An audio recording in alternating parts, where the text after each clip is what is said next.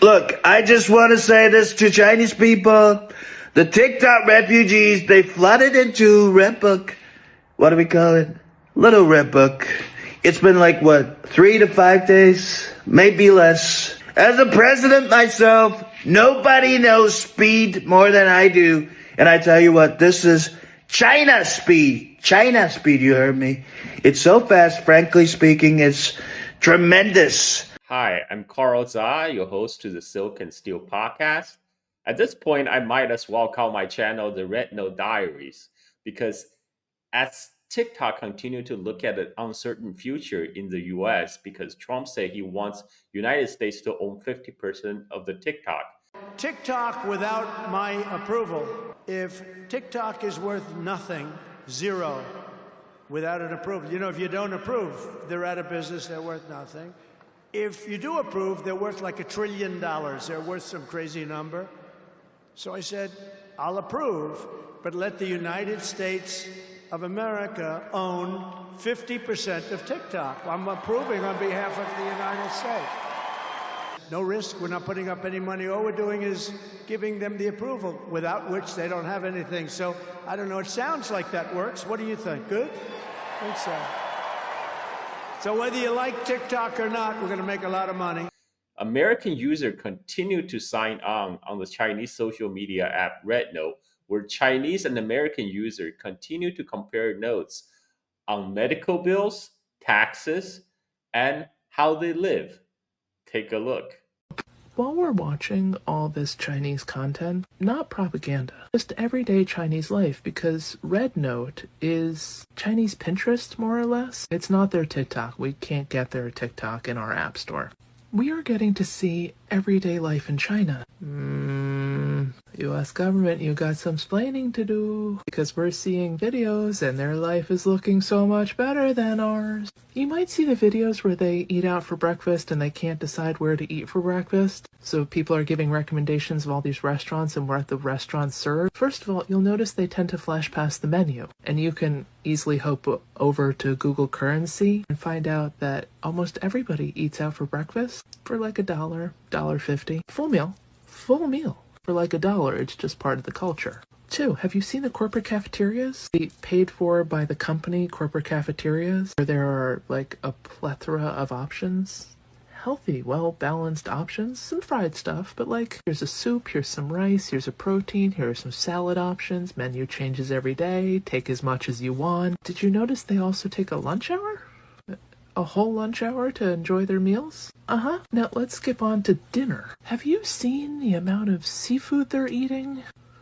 Do you notice anything about that? Like lobster and crab and squid and octopus are not like, it's your birthday, let's go to Red Lobster. It's like, it's Tuesday. You want the 7 pounds of lobster or the 7 pounds of crab? And when they flash to those menus, it's cheaper than Red Lobster. Have you seen their grocery hauls? They're not bragging. They're just showing you what they bought at the fresh market, which is fresh meat and fresh produce. They don't have to go to the Dollar Tree to try to find 6-week-old bread that will never actually mold over. They went to the bakery for the baked goods, they went to the farm stand for the fresh goods, they went to the meat guy for the fresh meat. They brought it all home.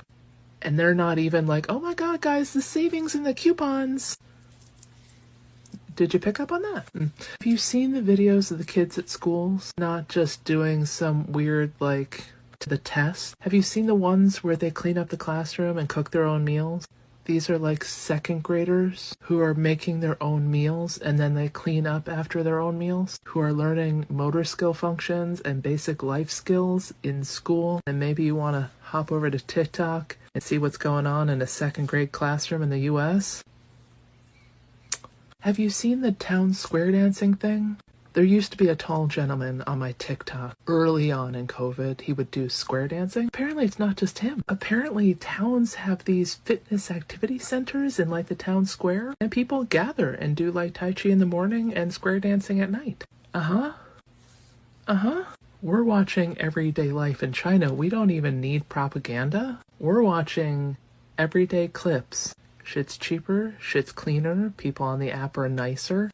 Even if they don't want us here, they're willing to work around us as long as we just follow some basic rules. The sheer number of people who are reaching out to help us with our content violations because they know we don't know Mandarin. The number of people who on TikTok are now starting to say ni hao.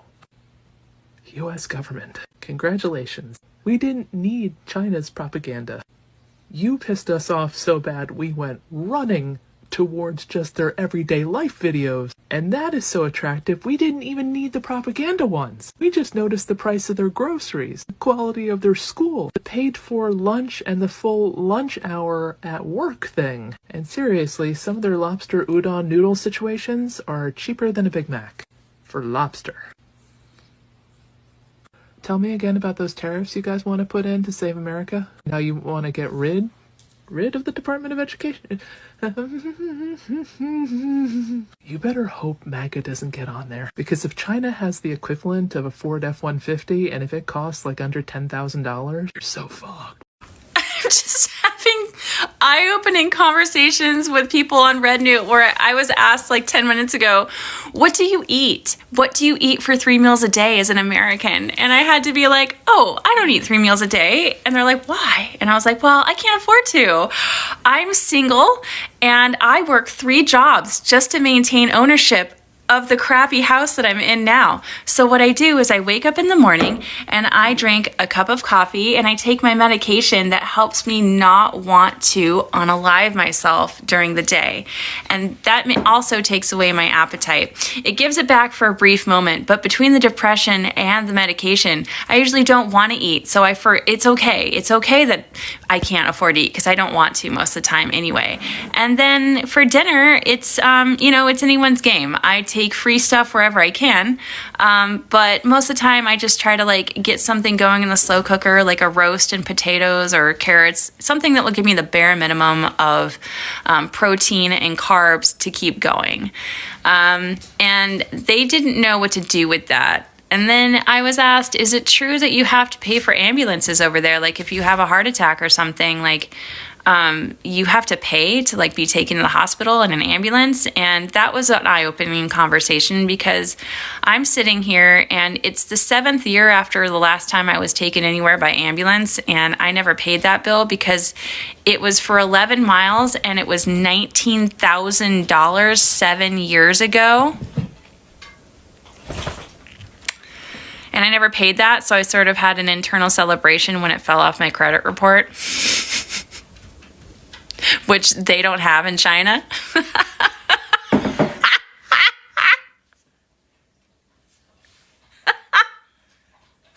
Finish your dinner, my Chinese friends, because there are starving people in America. I absolutely loathe the kind of foreigners whose social media content is all about how amazing China is compared to their home countries, because really that sort of behavior feels to me like it's the same as shit-talking your mom and dad to your boyfriend's cousins for clout, and that's just not cool. But there are things that China does very, very well, and for which China deserves a Go China, of which the availability of medical care absolutely has to be one, or at least the availability of medical care in large cities like the one that I live in. This morning, I did not have an appointment when I went into the international clinic with regards to my, hopefully, just because I was overheating, falling when I got out of a bathtub on Sunday, and I've already had a blood draw, had an EKG, and now I am on my way to get an MRI. Same day as I went in. There's absolutely no way that would be possible in my hometown. I'd have to wait at least 3 or 4 days just because we don't have that many people and we don't have the population density.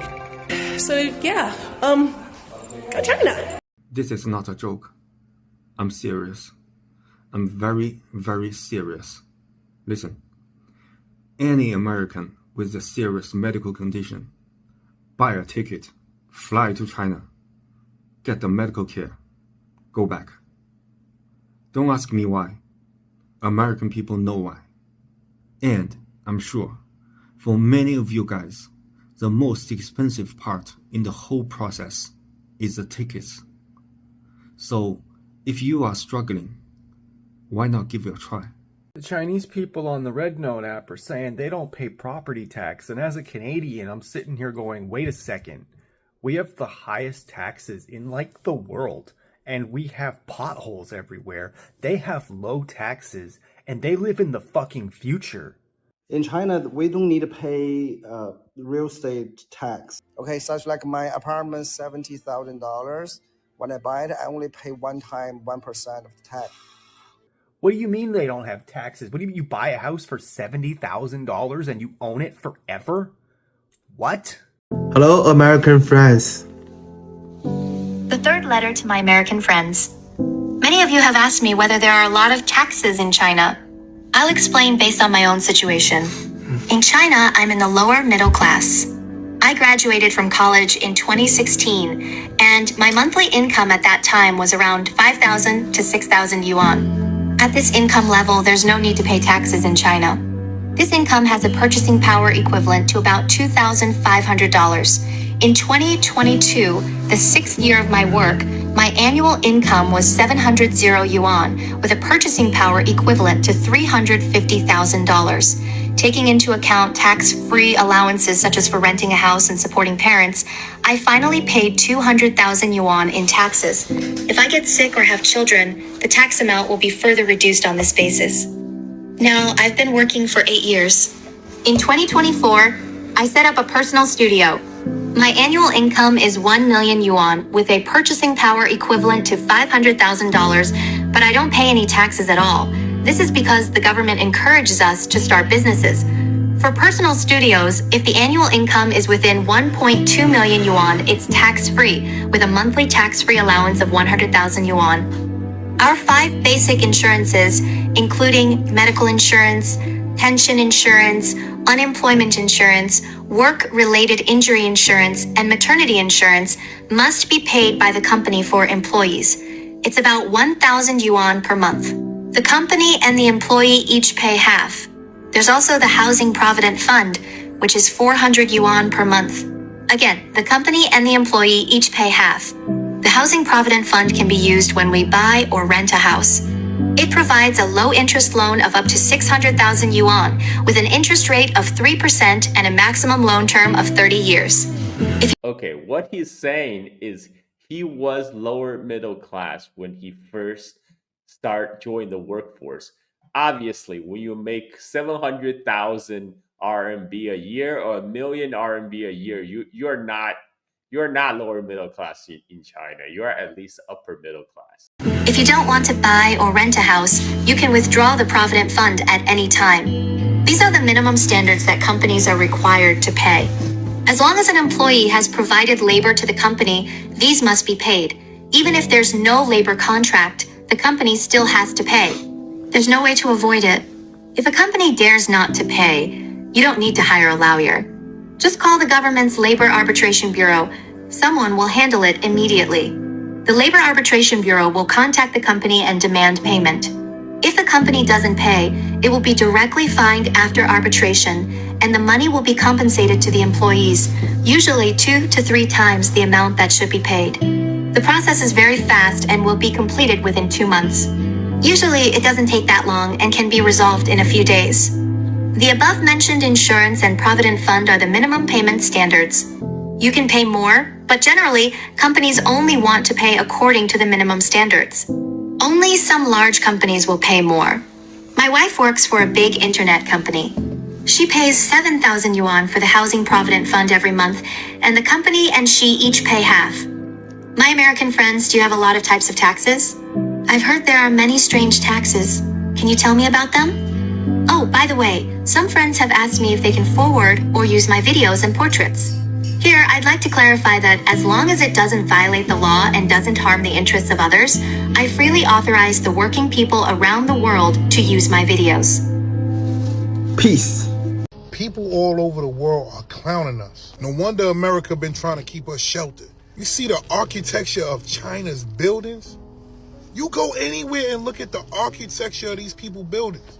Look how their cities look. Look how their country look. We pay taxes. Why shit don't look like that? And let's not talk about their cars. I seen a car yesterday that was 41,000 US dollars. Electric car that you can drive to work, you can get out the car, go and work, and the car will go home and park itself. If I'm lying, I'm flying. And then there's cell phones. Why you think they don't want their cell phones over here? Like iPhones and Galaxies, that shit. These shits is trash. Their cell phones is way more advanced than ours. Everything is way more advanced. What's going on? They open up Pandora's box with this shit. I'm glad we seen RedNote. Why is the whole world saying that we are a third world country with a Gucci belt? A third world country with a Gucci belt. I'm out. Hello foreign friends, this is my home in Changsha, China. It took 600 days to complete the renovation. Now let me take you on a tour of what Chinese families live in. Coming in from the southern garden, these are all plants planted by my wife herself. This one is an orange tree, and it took us a lot of effort to plant it. In order to provide more space for my son's activities, no tables or chairs were placed. My wife and I usually drink tea here and sometimes barbecue with friends. This is my living room and dining room, with almost no furniture, only a sofa. I like a simple style. This refrigerator is my favorite appliance. It can automatically make ice cubes and large balls of ice, bringing joy throughout the summer. This is the backyard, where some tools and miscellaneous items will be stored, and some vegetables will be grown. Let's go upstairs and take a look. This is my bedroom where we can watch movies, drink tea, and have complete functions. We can stay in the bedroom for a day without having to go downstairs. We're going downstairs to take a look. This is my study.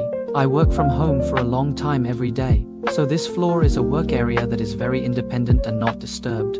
This computer is used for work, and this computer is used for playing games. Game I have been playing the most recently is Black Myth Wukong. I can't see a single wire on the entire desktop. It's all hidden under the table. I love this minimalist style so much. Go downstairs and you'll reach my basement.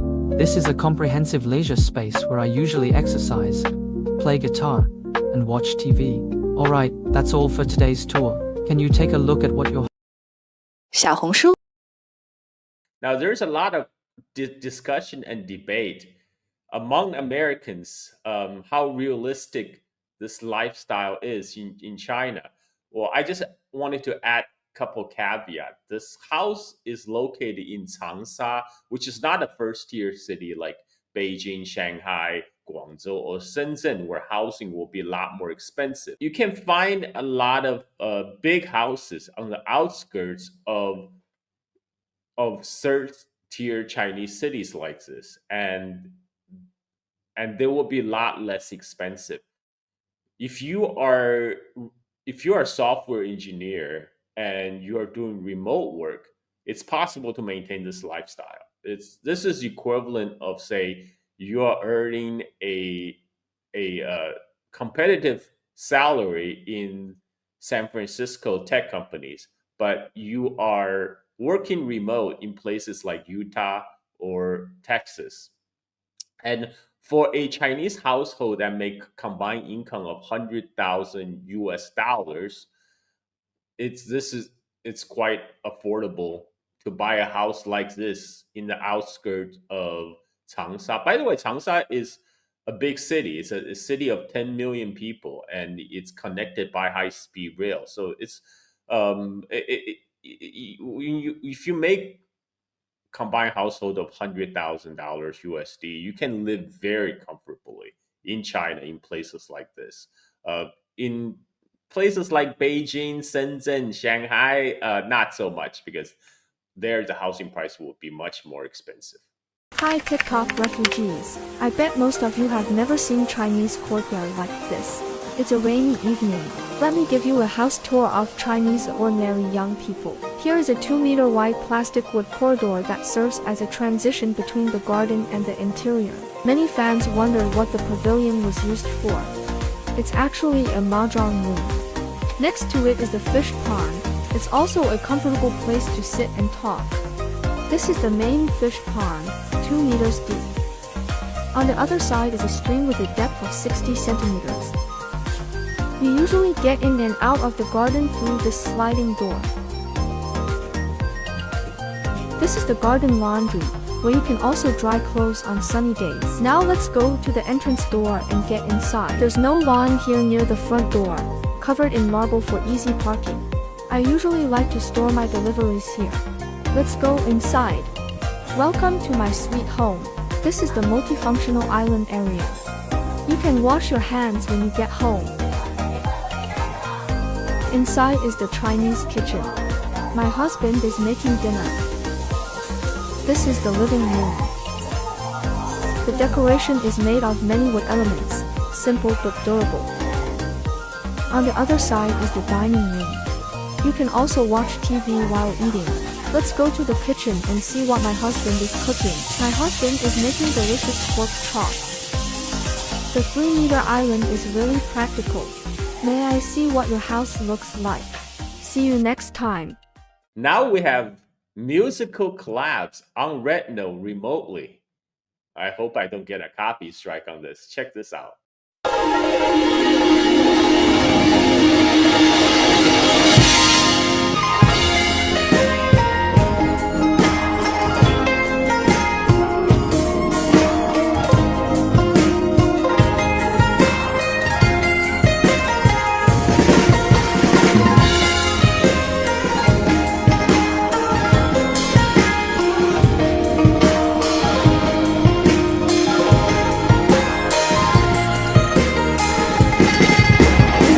All these RedNote interaction has inspired a illustrator based in Xiamen, China, to create an AI generated music about RedNote. And take a look. This is quite amazing. I will leave you with the song. Hi, I'm Carl Zha, your host to the Silk and Steel podcast.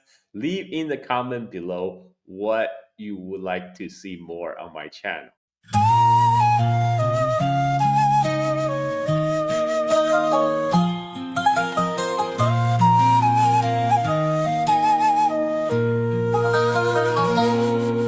The fire's burning high, stocks falling in the west. Lost my home last Friday, but hey, life's still a quest. Found myself a little app where kindness lights the way. Shaongshu's a village where strangers laugh and play. I eat dumplings in a bowl painted with a crane, wearing jeans stitched in China, walking through the rain. The landlord knocks my door, rent's 2 months overdue, but I'm learning ni hao now, feels like something new. My country's shouting banning while I scroll the feed, but here are friends from China, sharing rice and tea. From the Rockies to bamboo, from the bayou to the plain, we're swapping cats and stories through sunshine and rain. Not about where it's made, but the bridges that we weave. Shaongshu, we're human, and that's what I believe.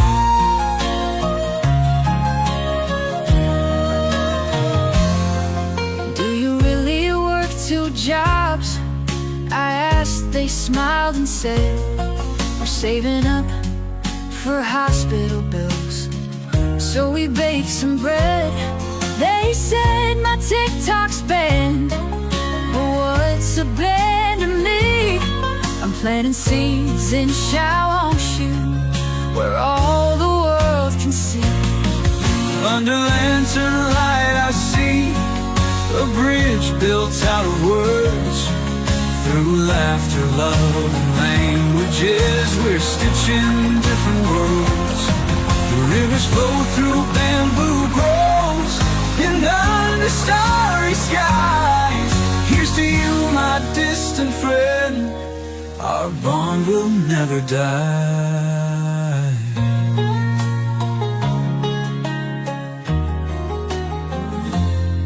From the Rockies to bamboo, From the bayou to the plain, we're swapping cats and stories through sunshine and rain. Not about where it's made, but the bridges that we weave. On Chaongshu we're human, and that's what I believe.